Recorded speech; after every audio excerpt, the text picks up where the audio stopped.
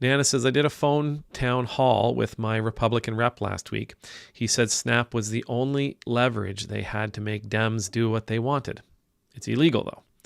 Yes. You know what? Along those lines, Nana, thank you for bringing that up. Along those lines, we are going to talk about somebody by the name of Glenn Beck. Now, I'm sure you've heard of Glenn Beck. He's been around forever. Podcaster, radio show host. I think he was on like Fox or some other big channel for a little while there. Anyhow, he recently was talking. He was recently talking about the SNAP benefits and the 42 million Americans who are now increasingly food insecure because with the shutdown, the Trump administration's not releasing funds to provide for SNAP recipients. Instead, they're blaming the Democratic Party for not coming and allowing the government to reopen. Anyhow, so one of the things, Glenn Beck, this is something he tweeted the other day. Wait, why are over 40 million people on SNAP? It's not the 1930s. We're not in a depression. I have a hard time believing that many people actually need food assistance in America. All right. Now, when you watch the whole clip, well, what he's doing in this clip, and it drives me a little bit bonkers, but he goes on at some length about a SNAP recipient who apparently made a video saying that if you take their SNAP away, then they're not going to be able to afford their BMW. The idea with him, and others are doing it as well, is that they are now sort of trying to pivot, to pivot and say, listen, it's not that 42 million people are going to go hungry. Really, the problem is that 42 million people are abusing the system. Right? There this many people are out there that, yeah, I'm sure there's a couple of million people that need help, but 42 million people, come on, that's not possible. Those people are scamming the system. Those people are just trying to pay for their BMW or their, 3-bedroom, 14-bathroom, basketball court having mansion or whatever other imaginary lifestyle they could possibly come up with of a person who's receiving SNAP benefits. But in the same breath, he raises a good point, right? He and the others like him who are now trying to pivot and blaming the people on SNAP, that they shouldn't be on SNAP, that there's no reason for them to be on SNAP, who are wondering why they're all on SNAP. And I'm like, oh no, he's almost there, right? You see what I'm saying? Like, he's almost there. Why are there 42 million Americans on SNAP? Why are there so many people in my country? Why are there so many people in Europe who need social assistance, who are food insecure, who don't know how they're going to pay all of their bills each month? Why are there so many people who are financially unstable in our incredibly rich societies, in our incredibly rich nations? Why is there anybody hungry in Canada? Why is there anybody who is homeless in the United States? Why is there anybody who is struggling financially in any of our very rich, very resource wealthy, very industrialized, technologically advanced, morally superior countries? Well, it's because we choose that. Right? We choose to let people go hungry, and we choose to let people go without housing, and we choose to let people struggle for their medications. We choose this for our countries.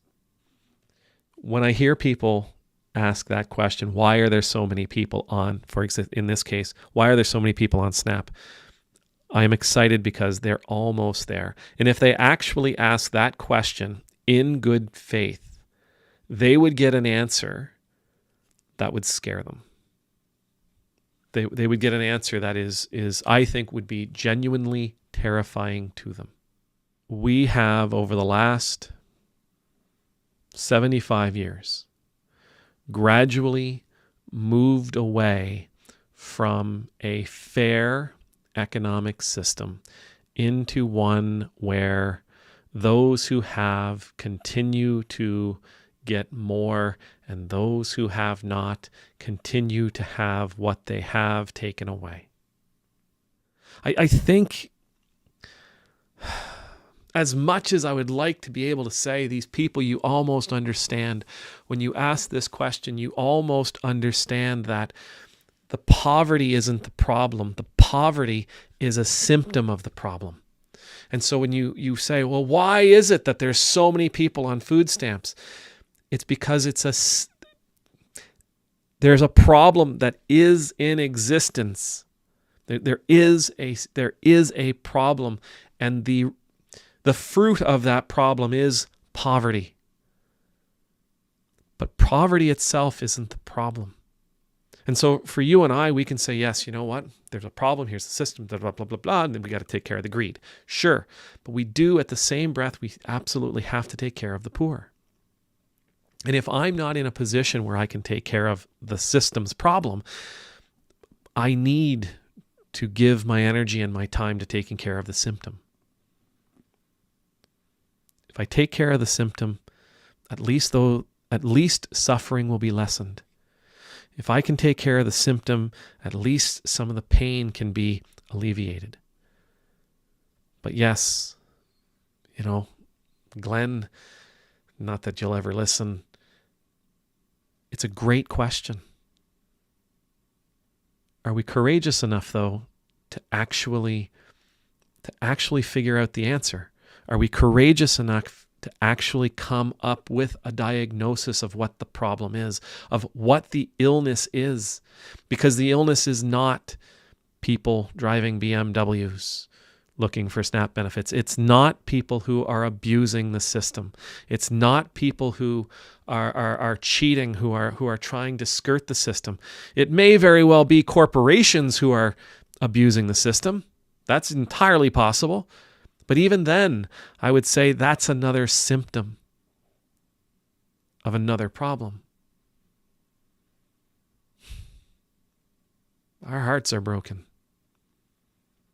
There are too many in our world. There are too few with too much power and too much wealth whose hearts are broken, who believe that their goal in life is to accumulate even more for themselves, to gather even more for themselves. That's the problem. And a system that allows for it because it's been purchased by them.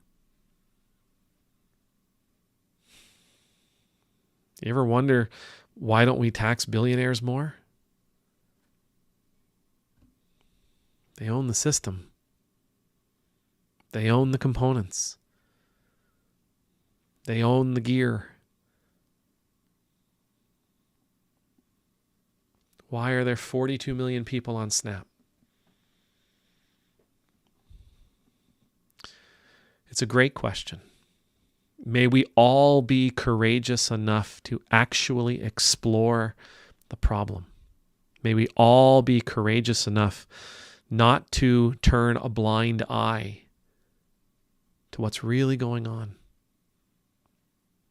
May we all be courageous enough to be willing to tackle the real disease and illness.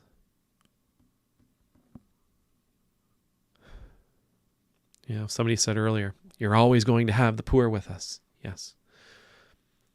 Because we will always have people who are broken to the extent that they believe they need to gain more and more and more and more and more for themselves, despite the fact that they are harming their neighbors. Amen.